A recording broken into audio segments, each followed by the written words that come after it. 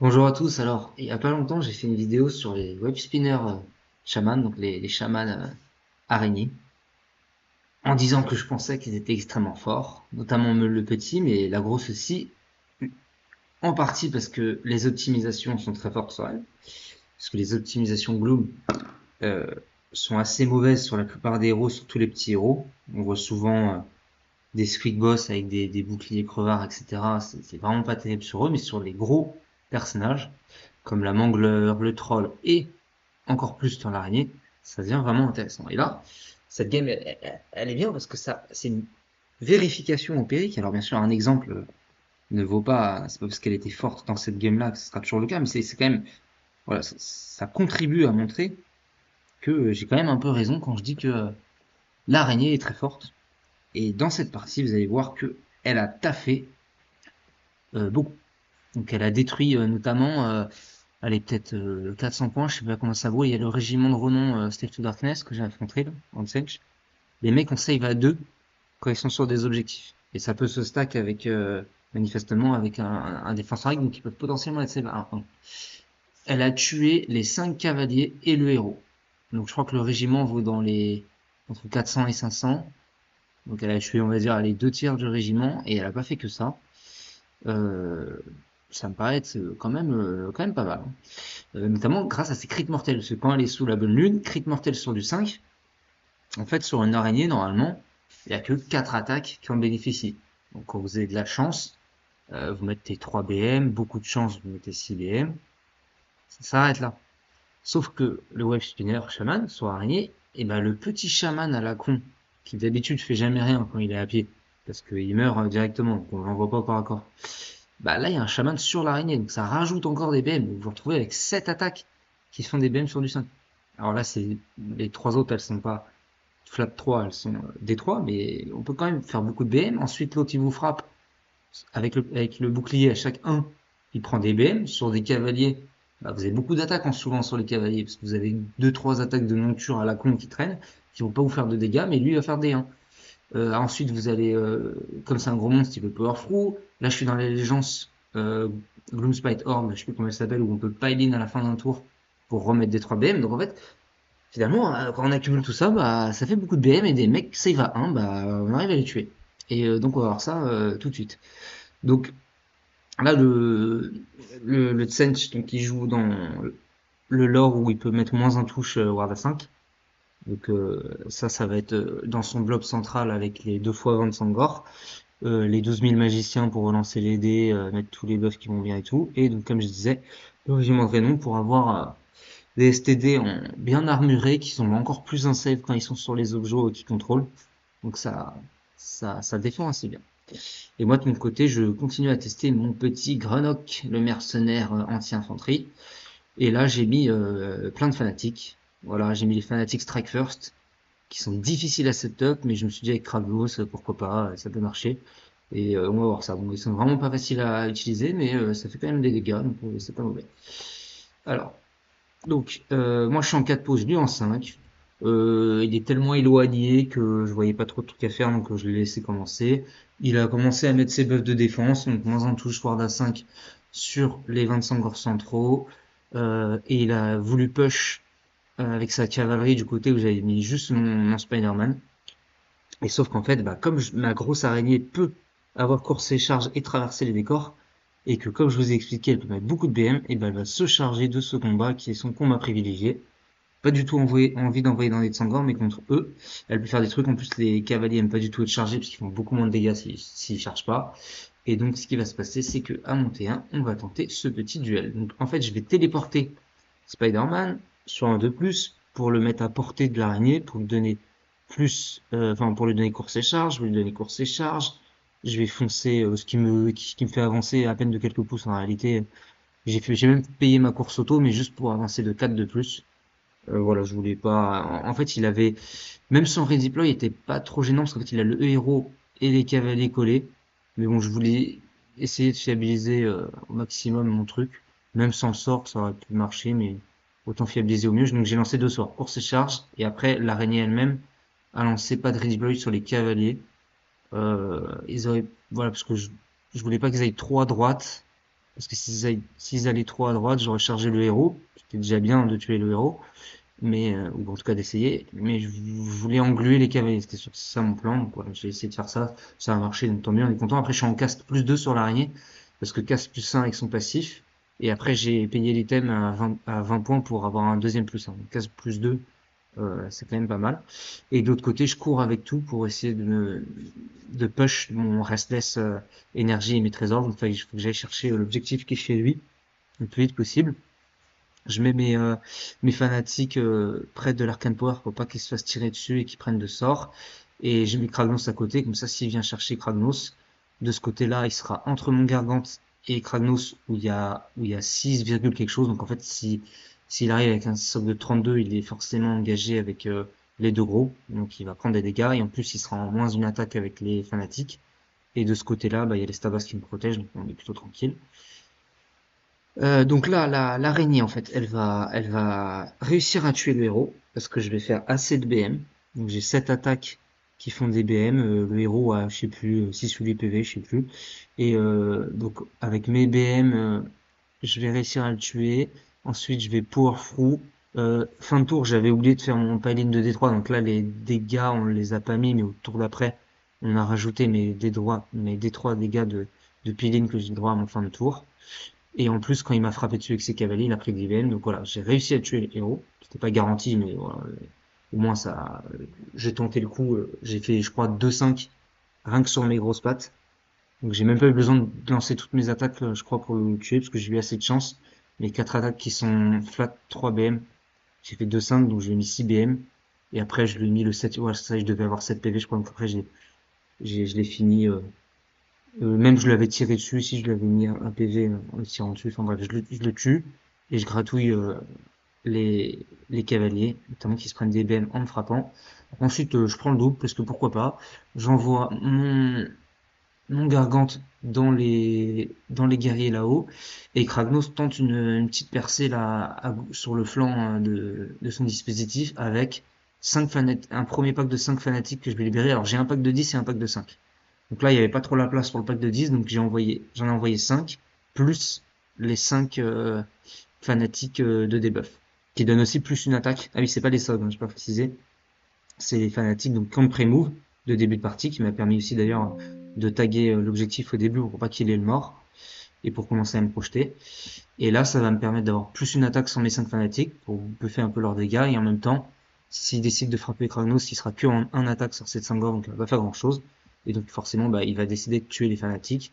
Il va réussir à tous les tuer. Je crois qu'à la fin de la phase de combat, il me reste un fanatique de défense, mais il va le finir avec son chaman, qui à la fin des combats met des 3 BM et pour ramener 3 de Sangor. Et moi aussi, je power through pour me remettre à côté de mon ami le Gargant qui va me protéger et de la place of power. Comme ça, je pourrais me soigner à chaque tour tant qu'il me tue pas. Donc, je serai bien placé.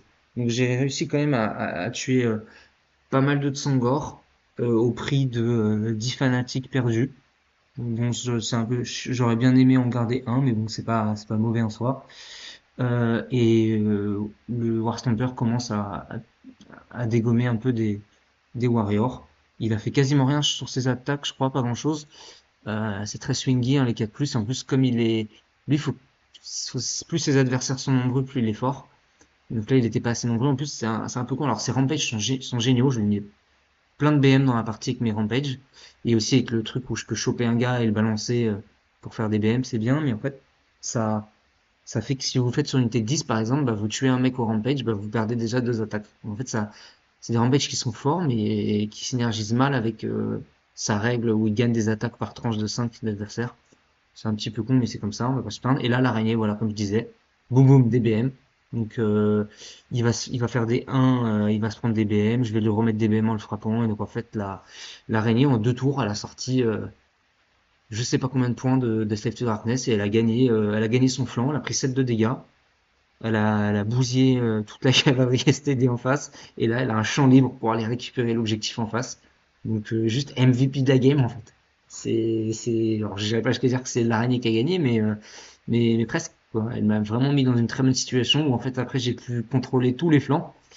Et comme après, il a pris plus tard un double, bah, j'ai pu annuler les 2 objectifs centraux. Et donc, en fait, j'avais tous les objectifs de la map, quoi. Parce que là, donc, il va jouer, il va tenter une percée au centre. Euh, il va pas réussir. Alors moi, je vais un peu stressé, enfin, peut-être pas stressé, mais en fait, je vais me dire, oula, attention, parce qu'il y a un monde où il sort tous mes stabas d'un coup, ou alors j'en ai moins de 10 et donc en fait, si j'ai moins de dix stabas, après, je peux plus placer mes fanatiques. En plus, je dois les placer à plus de 9, donc même si j'en ai 10 en fonction de comment il est à la phase de charge, je pourrais pas forcément me réussir à les setup derrière, donc je les ai posés tout de suite, derrière moi, à un pouce de la forêt, pour pas qu'ils puissent tirer dessus ou lancer des sorts. Donc je les ai sécurisés là, et comme ça, après, ils sont libres de leur mouvement. Il a retreat, ce qui était bien joué, ses guerriers en haut.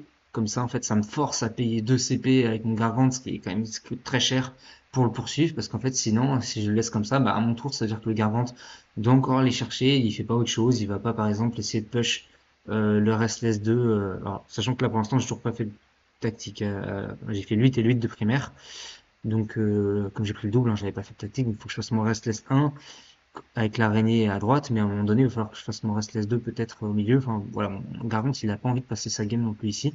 Donc, je vais devoir payer la contre-charge. En plus, pas de bol, je vais même pas le tuer à la contre-charge, mais du coup, c'est-à-dire que j'ai même pas de PC au milieu, en fait, sur les stabas, et ils vont survivre sans même avoir de défense en règle. Alors, ils vont réussir à passer leur rétière, ce qui va les aider à tanker les Tsangors. Mais donc voilà, il va me rester quand même quelques stabas pour le bloquer là, ce qui fait qu'à son double, il peut pas encore libérer cette Sangor pour aller ailleurs. Et en plus, de toute façon, comme les fanatiques sont dans la forêt, il peut pas leur tirer dessus ou leur faire de sorts. Donc, même s'il essaye de charger les fanatiques, ils vont être en strike first. Donc, il va prendre des dégâts. Il va retreat son chaman pour prendre mon objectif. Tenter... ah oui, donc ça c'est... Alors, attends. Parce que voilà. Premier... Là, il fait son tour. Il fait ça. Et là, il prend le double. Et donc c'est là où je repasse underdog et c'est moi qui vais décider de désactiver des objectifs, donc les deux objectifs centraux. Et donc sur son double, avec le chaman, il retreat pour prendre mon objectif en bas à gauche et il va tenter d'aller tuer le Gargante. Donc là, il a réussi à passer son pas d'ordre sur Kragnos, qui a raté son 3+ de bouclier volable, donc il sait qu'il n'y a pas de contre-charge. Euh, et, euh, et il va essayer de tenter de tuer le Gargante qu'il avait amoché avec une charge à 12 avec les dés du destin des Tsangor. Peut-être qu'en fait, il aurait dû accepter la contre-charge de Kragnos, que j'aurais peut-être même pas fait d'ailleurs, et utiliser son sort pour debuff le Gargant, ou mettre un moins un save par exemple. Peut-être que ça l'aurait aidé à le tuer, parce qu'il a quand même, il devait avoir pris 9 PV, je sais plus comment, on voit mal là comment il avait pris, mais peut-être que 9, et donc certes que s'il a pris que 9, il en reste quand même beaucoup de PV, hein, ça en a 35, hein, donc c'est compliqué, il a toutes ses grandes épées, mais il a quand même qu'un demi-pack, donc voilà, il va pas réussir. Moi, derrière, en plus, avec mon rampage, je réussis mon rampage, donc je lui mets moins un touche. Ce qui est vachement fort, hein. Vraiment, ce mercenaire, il m'impressionne, c'est pour ça que je le teste, parce que, voilà, vous avez qu'une chance sur 3 de rater, mais en fait, quand il passe son moins un touche, bah, un Gargant en moins un touche, c'est très compliqué à tuer, hein. Il y a vraiment pas grand chose dans le jeu qui, alors, même s'il a pas forcément toujours fait beaucoup de dégâts, parce que c'est du 4+ sur peu d'attaques, donc il peut rater, en fait, ses rampages sont vraiment bons, et ça fait le taf. Bah, du coup, après, voilà, à moi de jouer, l'araignée va push sur son flanc. Alors, elle traverse les décors, hein, comme quoi c'est pas si dur que ça à manœuvrer, même si elle a un socle énorme. En fait, le fait de traverser les décors permet de faire plein de choses. Vous avez vu, au début, j'ai pas insisté dessus, mais j'ai fait même un power through à travers le décor. Que c'est n'importe quel mouvement, hein, donc on peut même faire ça. Ça peut vraiment faire des trucs rigolos. Et donc voilà, après Kranos revient en arrière chercher le chaman et le War Stamper finit enfin son duel.